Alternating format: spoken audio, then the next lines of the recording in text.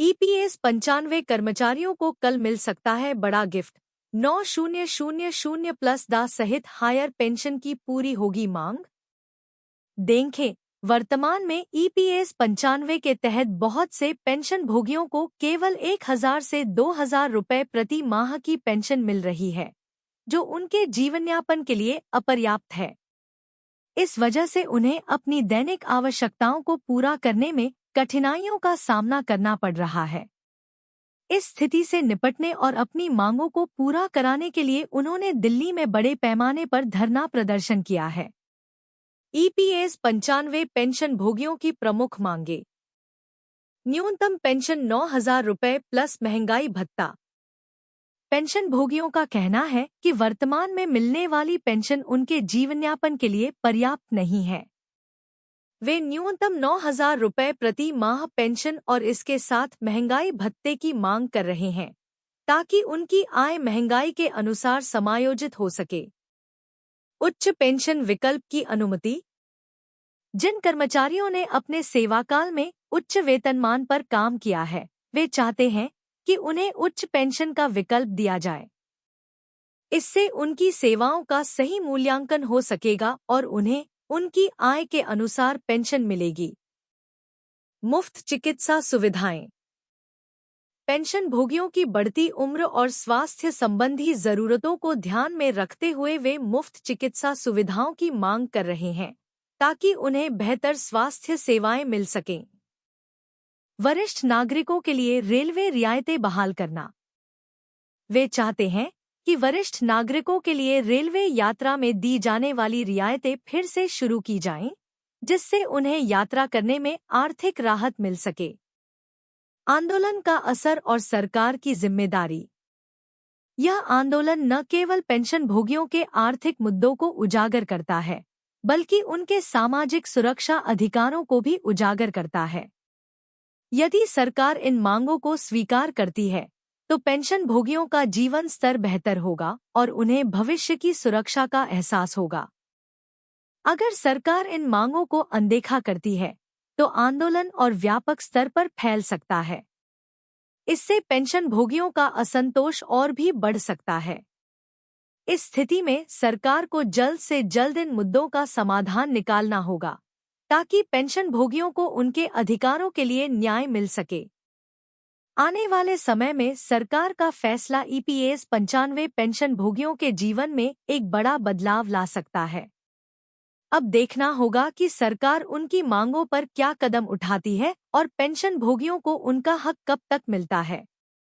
EPS 95 कर्मचारियों को आज मिल सकता है बड़ा गिफ्ट। 9000 प्लस दा सहित हायर पेंशन की पूरी होगी मांग। देखें, ईपीएस 95 कर्मचारियों को आज मिल सकता है बड़ा गिफ्ट। 9000 प्लस दा सहित हायर पेंशन की पूरी होगी मांग। देखें, कर्मचारी पेंशन योजना 95 पेंशन भोगी अपनी न्यूनतम पेंशन में वृद्धि, महंगाई भत्ता, उच्च पेंशन विकल्प, रेलवे रियायतें और मुफ्त चिकित्सा सुविधाओं की मांग करते हुए दिल्ली में आंदोलन कर रहे हैं। पूरे भारत में कर्मचारी पेंशन योजना 95 पेंशन योजना के तहत आने वाले पेंशन भोगियों ने आज अपनी आवाज को बुलंद किया है। ईपीएस 95 कर्मचारियों को आज मिल सकता है बड़ा गिफ्ट। 9000 प्लस दा सहित हायर पेंशन की पूरी होगी मांग। देखें, उनकी मौजूदा पेंशन राशि उनके जीवनयापन के लिए अपर्याप्त है, जिसके कारण उन्हें अपनी बुनियादी जरूरतों को पूरा करने में भी कठिनाई हो रही है। इस स्थिति ने उन्हें दिल्ली में एक बड़े धरने का आयोजन करने के लिए प्रेरित किया। तो चलिए जानते हैं कर्मचारी पेंशन योजना के नए अपडेट पर जानकारी विस्तार से। पेंशन फंड योजना की खामियां। 1995 में शुरू हुई कर्मचारी पेंशन योजना 95 ने प्रारंभ में आशा की किरण जगाई थी, लेकिन समय के साथ इसकी खामियां स्पष्ट होती गईं। कर्मचारी पेंशन योजना की अपर्याप्त पेंशन राशि ने पेंशन भोगियों को आर्थिक असुरक्षा की ओर धकेल दिया है। वर्तमान में कई पेंशन भोगी महज 1000 से 2000 रुपए मासिक पेंशन पर निर्भर हैं। जो उनकी जरूरतों के लिए नाकाफी है। एम्प्लॉय पेंशन स्कीम पेंशन भोगियों की प्रमुख मांगे। न्यूनतम पेंशन 9,000 रुपये प्लस महंगाई भत्ता। पेंशन भोगी अपनी पेंशन में बढ़ोतरी और महंगाई भत्ते की मांग कर रहे हैं, जिससे उनकी आय महंगाई के अनुसार समायोजित हो सके। उच्च पेंशन के विकल्प की अनुमति उन कर्मचारियों के लिए जिन्होंने अपने सेवाकाल में उच्च वेतनमान पर काम किया है। उन्हें उच्च पेंशन का विकल्प देने की मांग की जा रही है। मुफ्त चिकित्सा सुविधाएं। बढ़ती उम्र और स्वास्थ्य संबंधी जरूरतों के मद्देनजर पेंशन भोगियों ने मुफ्त चिकित्सा सुविधाओं की भी मांग की है। वरिष्ठ नागरिकों के लिए रेलवे रियायतें बहाल करना। वरिष्ठ नागरिकों के लिए रेलवे यात्रा में प्रदान की जाने वाली रियायतों को बहाल करने की मांग है, जिससे उन्हें यात्रा में आर्थिक बोझ कम हो सके। पेंशन फंड ईपीएस 95 कर्मचारियों को आज मिल सकता है बड़ा गिफ्ट। यह आंदोलन केवल आर्थिक मुद्दों को ही नहीं, बल्कि पेंशन भोगियों के सामाजिक सुरक्षा अधिकारों को भी संबोधित करता है। यदि सरकार इन मांगों को मान लेती है, तो इससे पेंशन भोगियों का जीवन स्तर न केवल सुधरेगा बल्कि उन्हें भविष्य की सुरक्षा का भी एहसास होगा। यदि सरकार इन मांगों को अनदेखा करती है, तो यह आंदोलन और अधिक बड़े पैमाने पर फैल सकता है, जिससे पेंशन भोगियों का असंतोष और बढ़ सकता है। इस आंदोलन से उम्मीद है कि पेंशन भोगियों की आवाज न केवल सुनी जाएगी, बल्कि उन्हें उनके अधिकारों के लिए न्याय भी मिलेगा। सरकार को इस समस्या को गंभीरता से लेने की जरूरत है और पेंशन भोगियों की मांगों को पूरा करने के लिए तत्काल कदम उठाने चाहिए। ईपीएफओ ने पेंशन भोगियों के लिए दिया बड़ा अपडेट। क्या न्यूनतम पेंशन 7,500 रुपये होगी? ईपीएफओ कर्मचारी भविष्य निधि संगठन से जुड़ी एक बड़ी खबर पेंशन भोगियों के लिए आई है। वर्तमान में कर्मचारी पेंशन योजना ईपीएस 95 के अंतर्गत मिलने वाली न्यूनतम पेंशन मात्र 1,000 रुपये है, लेकिन पेंशन भोगी इसे बढ़ाकर 7,500 रुपये करने की मांग कर रहे हैं।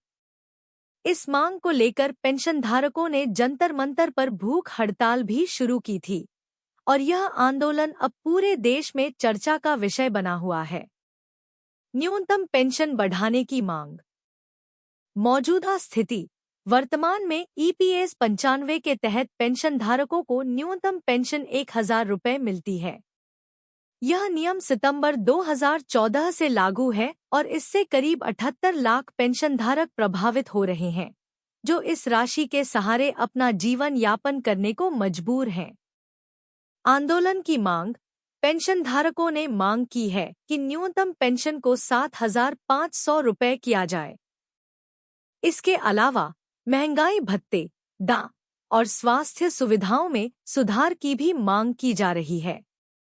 पेंशनधारकों का कहना है कि 1,000 रुपये की पेंशन में जीवन यापन करना असंभव हो गया है और इसलिए पेंशन की राशि में तत्काल वृद्धि होनी चाहिए। सरकारी प्रतिक्रिया और कार्रवाई की कमी। केंद्रीय श्रम मंत्री भूपेंद्र यादव ने पेंशनधारकों को आश्वासन दिया था कि उनकी मांगों पर विचार किया जाएगा, लेकिन अब तक कोई ठोस कार्रवाई नहीं की गई है, जिसके कारण पेंशनधारकों में असंतोष बढ़ गया है। पेंशनधारकों का कहना है कि सरकार उनकी मांगों को नजरअंदाज कर रही है और आंदोलन की दिशा में आगे बढ़ने के अलावा उनके पास कोई और विकल्प नहीं बचा है। कर्मचारी भविष्य निधि संगठन ईपीएफओ की भूमिका। ईपीएफओ के तहत कर्मचारी और नियोक्ता दोनों ही वेतन का 12% हिस्सा प्रोविडेंट फंड में जमा करते हैं। इसमें से 8.33% हिस्सा कर्मचारी पेंशन योजना ईपीएस में जमा किया जाता है। हालांकि यह योगदान वेतन के 15,000 रुपये पर आधारित होता है और अधिकतम 1,250 रुपये ही ईपीएस में जमा किए जा सकते हैं। पेंशनधारक इस सीमा को हटाने और पेंशन योगदान की समीक्षा करने की भी मांग कर रहे हैं। इस संबंध में मामला सुप्रीम कोर्ट में भी लंबित है। आंदोलन का महत्व। पेंशनधारकों की यह मांग केवल वित्तीय सहायता की नहीं है, बल्कि यह उनके बुनियादी अधिकारों का भी सवाल है। यह आंदोलन सरकार के साथ साथ समाज को भी यह संदेश देता है कि पेंशन योजनाओं में सुधार की सख्त जरूरत है। कर्मचारियों और पेंशन भोगियों की सुरक्षा और सम्मान के लिए सरकार को तुरंत उचित कदम उठाने चाहिए। निष्कर्ष: पेंशनधारकों की 7,500 रुपये न्यूनतम पेंशन की मांग ने सरकार के सामने एक बड़ी चुनौती खड़ी कर दी है। अब यह देखना दिलचस्प होगा कि सरकार इस मुद्दे पर क्या कदम उठाती है। लेकिन इस बीच पेंशनधारकों का संघर्ष जारी है और वे न्याय पाने के लिए कड़ी लड़ाई लड़ रहे हैं।